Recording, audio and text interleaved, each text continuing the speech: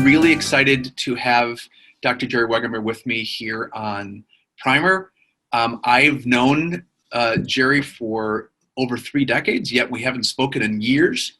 And I know him to be a man of many things, but one is a lover of St. Thomas More, who is a personal hero of mine.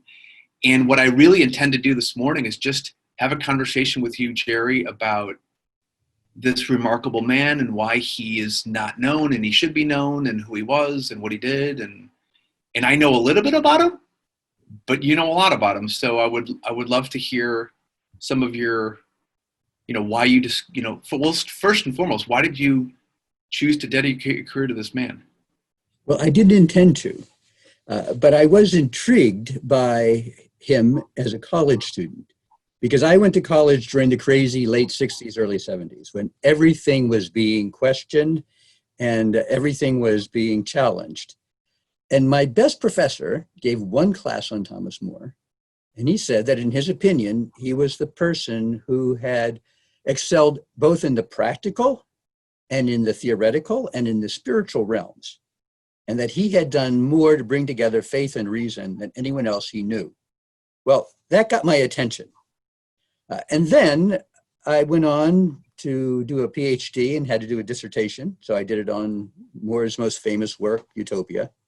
And then I thought I was done pretty much with Thomas More. And I'd also seen Man for All Seasons when it came out in 1966. And I, of course, admired the man, but my first reaction was great saint, but no statesman, silence at the end, in front of a tyrannical king that was challenging the laws in the parliament. It seemed almost cowardly to a young person, and at least ill-advised.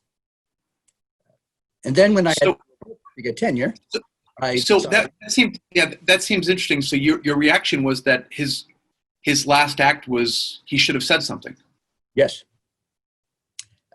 And in fact, I found later that he wasn't silent at all, and that his effective communication, which used silence, is what made Henry VIII and Cromwell take the risk of putting the most popular citizen of England in prison, because they had to silence him effectively.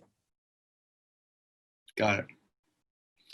So you started your career, and so what happened then? Well, I had to write a book, and so I was going to write a book on Thomas More's poetry because no one had done that. And I found out that he wasn't silent at the end of his life, and that his early poetry and his writings showed a remarkable understanding of statesmanship. That after law school, he went back to learn Greek so he could read the Homer and Plato and Aristotle and all the roots of our tradition, and that he actually then created works of art to help people advance politically and economically. I was amazed, and I ended up writing a book called Thomas More on Statesmanship. And then when I finished that, I was going to go on to my other first love, which was Shakespeare. But just before I began that second project, there was a worldwide movement to make More the patron of statesmen. 40,000 leaders from 90 countries. And since I had the only book on statesmanship, they asked me if I'd be part of the project. And I said, well, yeah. And I thought it was a remarkable educational opportunity, because how to lead effectively is a very difficult, complex series of skills that take years and years to develop. When was this that this movement happened? 1999. Why did so many people rally around this saint that many of the people that I talked to have never heard of? Well, but in my generation and in the leaders of 1999, they would have seen A Man for All Seasons. Mm-hmm. And More was, at that point, an icon of conscience and courage and principle. So for almost 20 years after 1966, 30, Man for All Seasons, the play, was on the British reading list for high school students. If you took the national exams, you need to read that book. And the movie was translated into at least 15 languages within 2 years. It won the Academy Award in 1966. That's Best right. Picture. Yeah.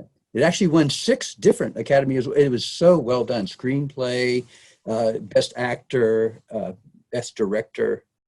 I'm rewatching it now, and it's interesting. When I was doing just some preparation for our call this morning, one of the things just in our time right now is I had read somewhere that we're talking about a person who died 485 years ago. So this is a long time ago, right? That in 1523, he wrote a petition for freedom of speech. And apparently I was like one of the first, if not the first, formal petitions for freedom of speech. So it's really seems like a lot of relevance to what we're going through today. Well, and that was the first written defense of free speech ever given. And he had a philosophic understanding to back it up. But this is also part of his statesmanship. Part of his statesmanship, too, is that you need an educated citizenry. And so he gave his daughters the same Oxford level education he gave his son. This was revolutionary. But he defended it on the basis of philosophy and human nature. This is in the good interest of all. So silly question, but the title of the movie is A Man for All Seasons, based on the play. What does that really say? He's a man for all seasons. Like that's just, it's a nice turn of phrase, but what does that mean? He's a man for all seasons. This was an ancient saying, that rare person that you would want with you in good times and bad, to help you in the council room, but then help you at the bar, to relax. I mean, someone who in every season could act appropriately. And that's where it's instructive that Moore is the first person to use the word integrity in the English language, that he was a person of integrity in every realm of his life. So a couple of things on that. So in doing research and some of the things you'd sent me and some of the things I had read and on your sites and your resources, I had read that 410 first uses of words in the English language are attributed to him. Yes. Okay, so I'm reading this list, and that could be another interview altogether, because my studies were English literature in undergraduate, was 410 words that were attributed to him, and this is no random list of words that you would never use. So that's one thing, and the second thing is you talk about he's a man for all season in all these different circumstances. He's a person of integrity. I would sense that you know him really well. If you were describing, like you had a beer with him, you've talked with him, you've philosophized with him. What was he like as a person? Most enjoyable. Erasmus considered more his best friend.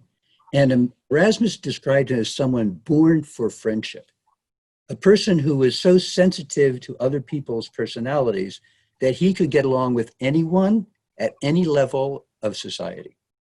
But Moore trained himself as an expert in communication to do that. Because very bright geniuses, they can be hard to live with. And they're not always attentive to the other person's needs, but Moore was. Moore also had a remarkable sense of humor. This is probably what the British remember him the most. There is a play that never made it onto the stage during Shakespeare's lifetime because it was censored, and it's called Sir Thomas More. And Shakespeare is one of 5 playwrights who write this play and try to get it performed.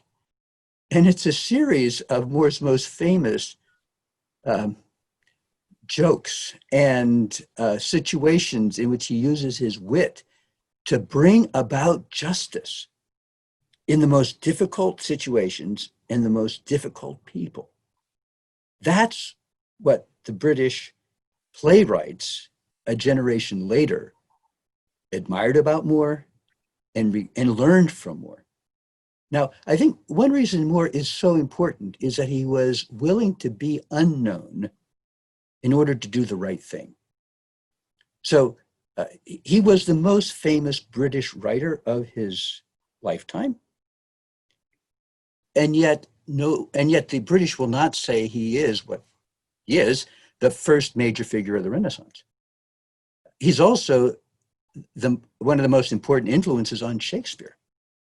Shakespeare crafts his first 4 plays on Moore's own writing, The History of Richard III. And Shakespeare has had a profound influence on the English-speaking world and on the entire literary world. So why is this remarkable man in so many ways, who's a treasure for humanity, certainly the English language, for politics, for life, for literature, for all of these things, the list goes on, why is he not, like, is there an intent to make him not known, or like where would that come from, to have him sort of just disappear from history, being such a contributor to history? The writers up to now of history would say he was on the losing side. Henry VIII and Cromwell were on the winning side. Now, that's where time is the great test. And right now, it's no longer clear that Cromwell and Henry VIII were actually on the winning side. What actually was good for the British people, what was good for the development of history. History now says Henry VIII was a tyrant who left England bankrupt and who introduced policies of imperialism, which they've been suffering from since.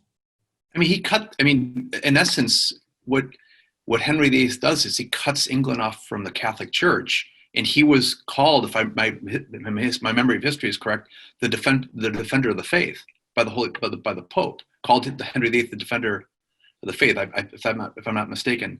But he cuts England from the Catholic Church. He starts his own church, and then he demands that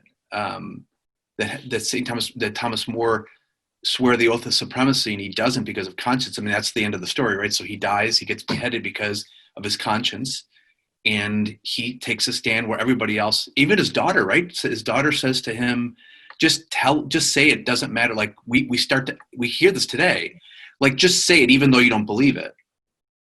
You know, this fear, like I just did a podcast recently about the fear to communicate, and I was afraid to publish it because of reprisal. We live in a world now where it's becoming more and more, by the day even, there's a deep-seated fear to speak out. So, you know, this quote that I had heard from Chesterton in 1929 says, you know, Thomas More is more important at this moment, this is 1921, than at any moment since his death, which is in 1535, even perhaps the great moment of his dying, but he is not quite so important as he will be in about 100 years' time.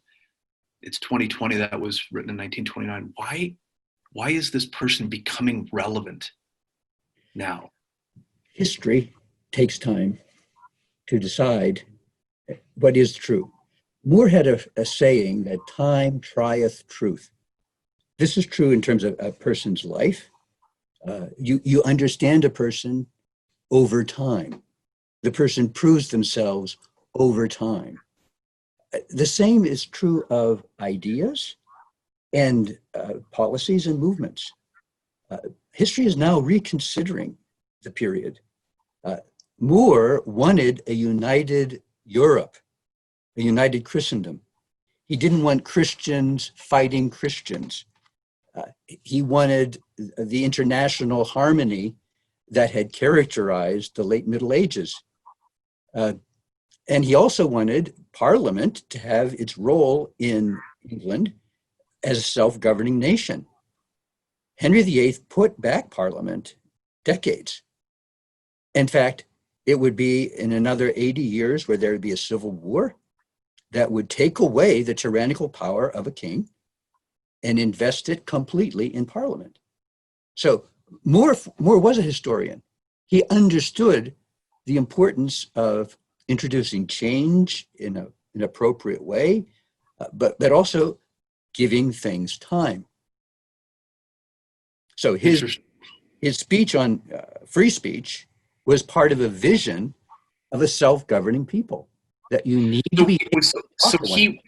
So what was his connection then with the United States and our form of government, and like what's that? Was he an indirect influence, a direct influence? Like, where does he fit in that picture of? Well, let's say Thomas More has always been popular in the United States, and the complete works of Thomas More were printed in the United States, started in 1960 and finished in 1997. They are the 15 volumes here, 23 of them. And of course, that was finished in 1997. We had the complete works of every other Renaissance author in the 19th century, done in England. It's part of the curriculum. So we're just beginning to have the tools to know Thomas More. So he's late, and as a Renaissance writer or as a Renaissance person, he's late to the game then. And in a certain sense, he's been sort of hidden off the hit list in England, but brought in here, and then, years, decades, centuries later, we're now just beginning to see him as a person that we need to know.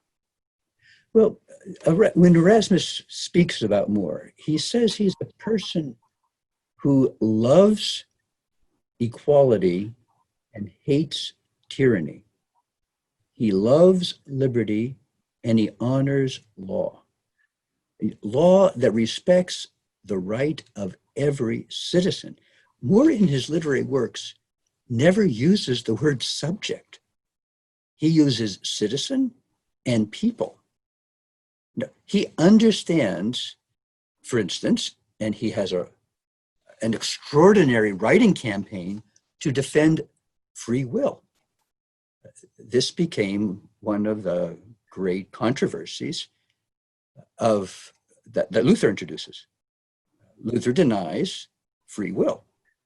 Well, More and Erasmus and that whole circle of humanists, how can you deny the fact that human beings are free? You're taking away responsibility. You're taking away the role of education. If we're just predestined, you're presenting a source of evil as God. There are lots of implications of your view of human nature. And so this is where More, as a philosopher, as a historian, and as a poet, was extraordinarily effective in getting people to think. It took Henry VIII 8 years to break with More. And that because of urgency. So when I'm just rewatching the movie, but so when he is named Lord Chancellor, which is the highest honor, right below the king, it was like the number 2 guy, right, in the realm. It was after Wolsey, right? He was the next one. It was 8 years from that moment. But the pressing matter at the time was his divorce and trying to get that squared with the church to get the Pope to say it was okay. But that was 8 years. That time period lasted 8 years where he was Lord Chancellor. He was actually Lord Chancellor only for 2.5, but it started before Henry wanted his approval before. And it's extraordinary that Henry would appoint him as Lord Chancellor, knowing that More disagreed fundamentally with what he wanted to do. Why did he do it? Why did he name him Lord Chancellor? Just because he was popular and respected, or? Because Henry VIII, knew Thomas More was an honest man. And he knew that he was concerned for the common good. He knew that he was educated and that his great concern was justice for all. But so as I look at the trajectory of his life, and obviously he was brilliant, well educated, admired, a great person, a family man, honorable, funny, witty, ironic, studied, prepared, all these human wonderful characteristics as a great person. knows that if he does what he needs to do and follows his conscience to do the right thing, knows that he'll die. And he knows that it's not only that he would lose respect, which I would assume would be something that he would cherish, but people respected him, right? As a professional, as a person, as a father, as a friend, that he would give all that away and die in the tower. And when I went there, London, a few years ago, I was looking for some remnant, and it just, this little plaque under a tunnel from one place to the other, and there, Thomas More. It's very like, yeah, he died, and I'm paraphrasing, but he died, and he was so and so, and that was it. I mean, there was a paragraph, a little plaque, and right next to the tower, and not a big deal, and move on. He gave all that up, and now we live in a world where there's fear that drives people to not speak their conscience and to be afraid of the truth. Or just seems like he's a model. Well, and that's why worldwide, after the Man for All Seasons movie came out, he became very well known, and he became a symbol of integrity and courage according to conscience and truth. Now, I think but in this case, there's courage, admiration, but this is courage to death. I mean, the distinction doesn't get lost on anybody, right? So this is, okay, I'm courageous, but okay, up until what point? He's like, I'm going to die here. So I'm there. My life will end. My career will be done. My family. I mean, he loved his family, admittedly, that he loved his children. He loved his friends, that to leave all that, he knew it was all gone. But that was courage to death. That's why it's so important that we come to know this man, because this didn't come easy to him. He worked on it. He trained himself. Before going into the tower, he says he's scandalized that as a person of belief, he would show so much resistance inside to what he knew he had to do. But then he trained himself in the tower for a new level of courage and generosity. So he was afraid going, like he knew that he had to do it, but he was afraid. Absolutely, because he also was afraid for his family, because it wouldn't be just him that suffered. It would be, and it's true, his whole family did suffer greatly. After the fact, yeah. So there was repercussion. The reprisal wasn't just on him personally. That would be bad enough, but he knew that his family would take a hit as well. Correct. And he also knew, on a personal level, he would lose his reputation. We have his prayer book, and it has his annotations in the margin. And any professional knows that their reputation is probably the most important thing they have. Moore knew that. When I was reading a little bit through The Sadness of Christ, just going through it, it seems a treasure, but it seems difficult to read. I was reading a paragraph, and it was one sentence, and I'm like, wait, this is a long paragraph. There should be many sentences. And it was, are there other alternate editions that are translated into easier to read English? Because it's beautifully written, but I'm like, there was 75 words in that sentence, and that's just, there's no period. Lots of commas. Is his writing always, I know he's got great quotes, but is his writing always like that, or? No, there are some good editions. In fact, it took me 20 years to get editions I could use in the classroom for students because of that problem. I mean, that's part of Moore being still unknown. In his most essential points, he's known as someone who did a great thing in terms of the rule of law and living according to one's conscience. That people give to him. There are statues of Moore in London, quite a few of them. And in the year 2000, Moore was elected Lawyer of the Millennium. He was one of, I think, 6 historical figures in English history that had a path through London. It was called the Pearls of London. And you could visit 20 different places that Moore was associated with, 20 different places Chaucer was associated with, 20 different places that Shakespeare. But Moore was in that category of the 6 most famous Londoners. But controversial and unfortunately unknown. he would be much, much less controversial if people actually knew what he wrote. Because another area in which he becomes so important is how to communicate and how to get people to think deeply about those things that are emotionally upsetting. Uh, he was, along with Cicero, one of the greatest rhetoricians who have ever lived. He was the official rhetor of London and of England. When the emperor came, Henry asked him to give the address. When the king came to London, the mayor of London asked More to give the address. But More spent 20 years after law school improving his writing and his speaking. Wow. He translated the greatest of the past so he could have the linguistic ability to add 400 and some words to the English language. But he wasn't just, so in that vein, you would think that he would be this lofty person, but he was a person that had this capacity for friendship, and he would talk to people that he disagreed with, and he would have conversations with people of different opinions, and he was funny and ironic and witty and inaccessible. Talk more about yeah. That's why he is a man for all seasons, and he is someone we should get to know better. And how he became that way. He decided to be a person of integrity, to be a public servant, to be a true statesman. He had to be a father of his country. He had to be a parent who was considering the good of all the family. And this is where his first book published in English included the 12 rules of spiritual combat with himself. And part of that is, how do you keep a cheerful attitude towards others in difficult situations?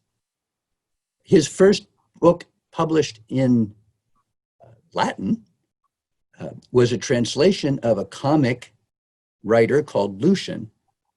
And he says he chooses that as a way of training himself in language, because this comic writer could get people to think deeply without their losing their equanimity, their calm of soul.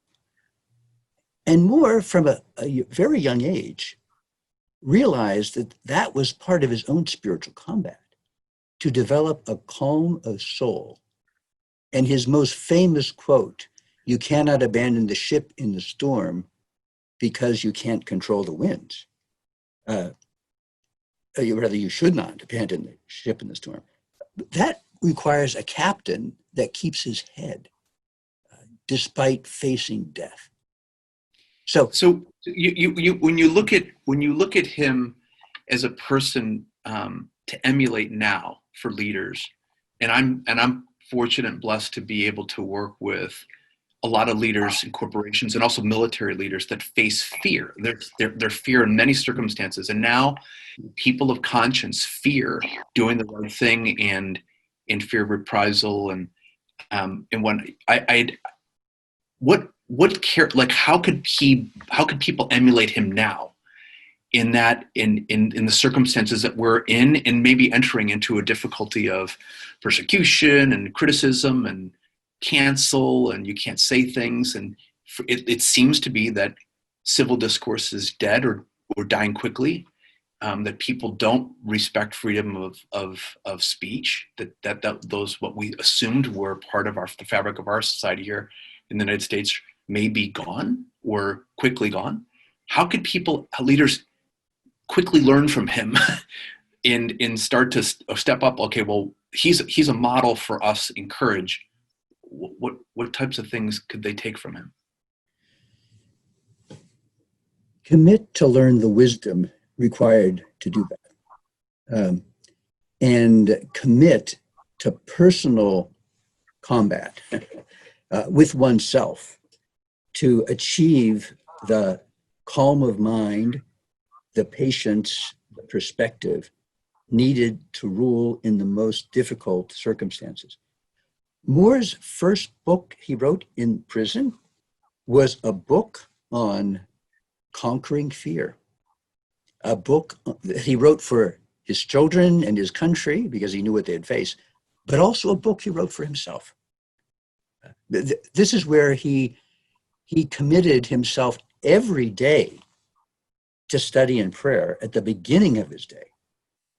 You don't have calm of spirit if you let your mind agitate and you don't rule it. So the habit of his life was not just in the tower, presumably before that, was to start his day with study and prayer. Every day of his adult life.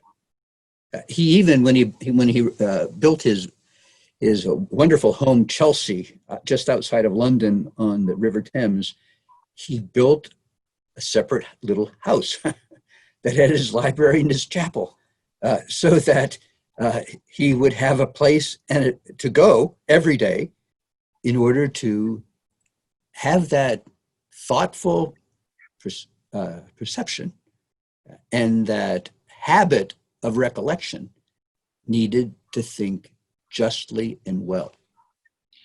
That sounds like great advice for the modern leader.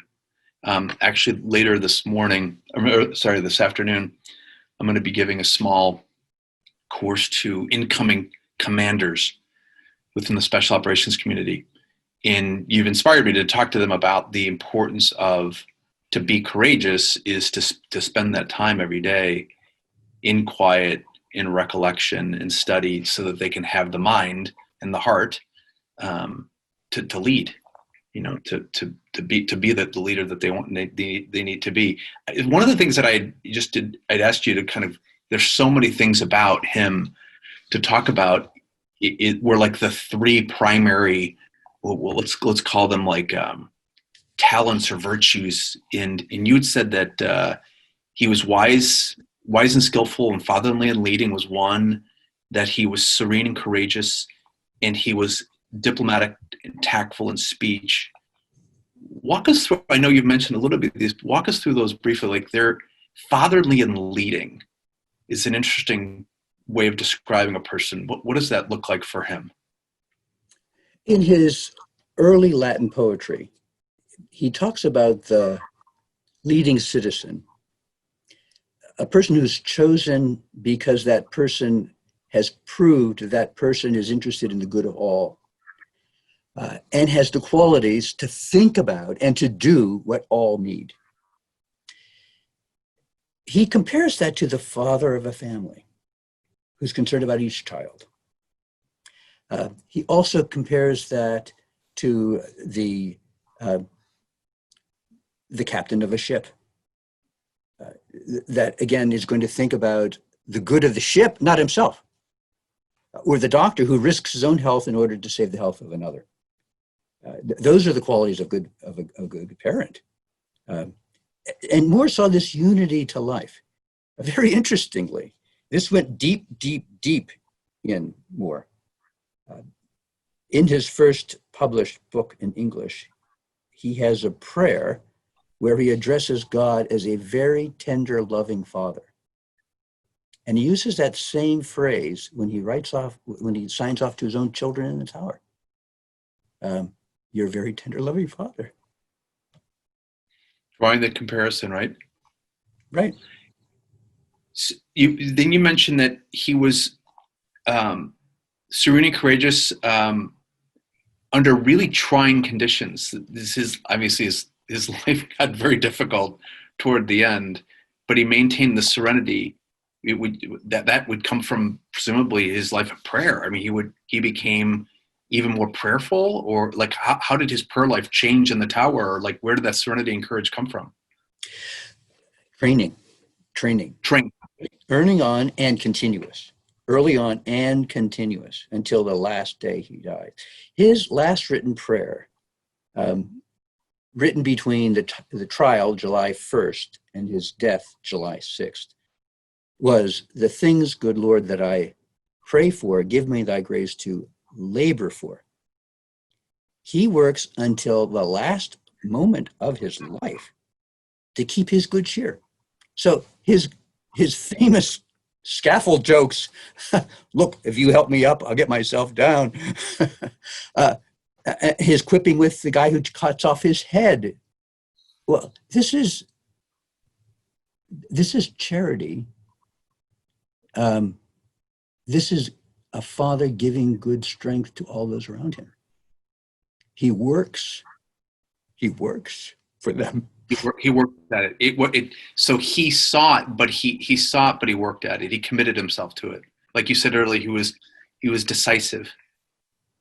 He made up his mind to train in this. And convinced. He was a wise person. And this is where he let reason rule. This is one reason why he would study the Greeks and the Romans, because they were experts also at how to keep a calm mind. You might remember the Jeremiah Denton, the famous. Noah Hilton, yeah. It was the Stoics that helped him understand the techniques of keeping a calm mind. So it's both the human and the supernatural that more importance is. It's why he is a Renaissance person. The Renaissance was a rebirth. Renaissance means rebirth of the sources, both of the best of the Roman and Greek classical world, but then also going back to the roots of the Judeo-Christian world, the Bible itself.